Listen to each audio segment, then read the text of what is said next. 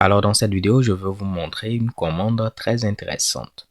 On a déjà vu la commande debug router qui nous permet de lister l'ensemble des routes. Mais vous avez aussi une commande router match.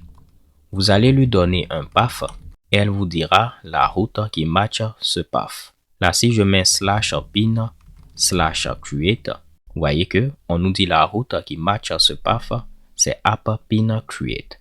C'est bel et bien notre route qui est présente ici. De la même manière, je peux mettre / et ce sera la page d'accueil. Donc voici la route qui match la page d'accueil. Si je mets /pin/2, on voit que ceci sera matché par app-pin-show.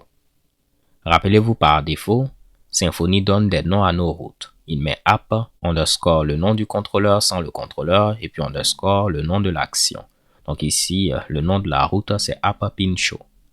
Pourquoi pas, je vais être explicite en mettant name app-pin-show. On réexécute et puis ce sera la même route qui sera matchée. Donc du moment où on a un identifiant, on a un nombre, on n'aura pas de problème.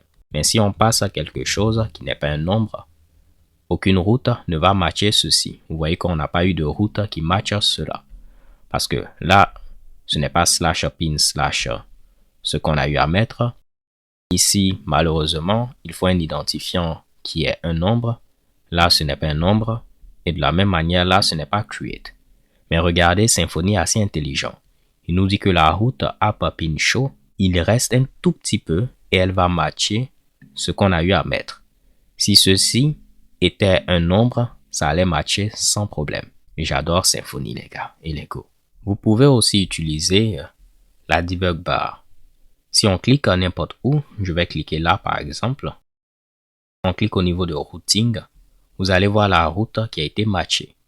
Là, on est au niveau de la page d'accueil, donc c'est la route app home qui a été matchée. Route matches. Je ne sais pas si c'est comme ça qu'on le prononce. Mais si je viens au niveau de pin create, de la même manière, on peut voir que la route qui a été matchée, si on clique au niveau de routing, c'est la route app-pin create. Et de la même manière, on nous disait, si le create, c'était un nombre, il allait matcher cette route-là. Vous n'avez pas forcément besoin de cliquer. Si vous regardez, le nom de la route sera affiché. Donc si je viens au niveau de pin 1, on verra le nom de la route. Je vais revenir au niveau du template show. Vu qu'on n'a pas de body, c'est pourquoi la debug bar ne s'affiche pas. Pour l'instant, on va juste dupliquer le code HTML. On verra comment corriger cela, ne vous inquiétez pas. Mais on voit le nom de route qui a été affiché. Et de la même manière, vous allez voir les différents paramètres de route. Si vous cliquez au niveau de routing, on nous dit qu'on a un paramètre ID qui a comme valeur 1. Donc c'est ceci. Si je venais au niveau de la route pin 2, on va nous dire que on a la même route app-pin-show. Et puis si on vient au niveau de routing, le paramètre ID a comme valeur 2. Donc la debug bar va vous apprendre plein de choses. N'hésitez pas à l'utiliser. Vous serez surpris de découvrir des petites merveilles. Donc précédemment, lorsqu'on n'avait pas mis le requirements pour dire que l'identifiant doit être un nombre, malheureusement, lorsqu'on tapait pin create, ceci allait être matché par cette route. On peut le prouver maintenant si on utilise router match et on met create. Vous voyez que la route qui a été matchée, c'est app-pin-show. Parce que là, il va penser que create, c'était l'identifiant. Mais dès qu'on rajoute les requirements,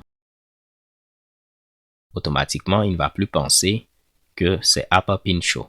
Il nous dit maintenant que c'est app-pin-create. J'ai oublié de vous le montrer, mais si on met par exemple pin 1, les requirements seront listés ici. On voit qu'on a un requirement pour ID qui doit être un nombre. Là, je vous ai montré la manière simple de préciser les requirements. Mais avant, on avait une manière un peu plus longue. On mettait requirements de cette manière-là et on mettait des accolades. Et là, on pouvait dire que pour le paramètre ID, je veux mettre un requirement en disant que ça doit être un nombre. Donc, je vais mettre entre crochets 0, 9 et le plus. Je n'oublie pas de mettre la virgule. Donc voici la version longue. On met les paramètres et on liste les requirements à part. On vérifie que tout marche, tout est bon. La route AppPinShow a été matchée pour ceci. Et voici de même les requirements.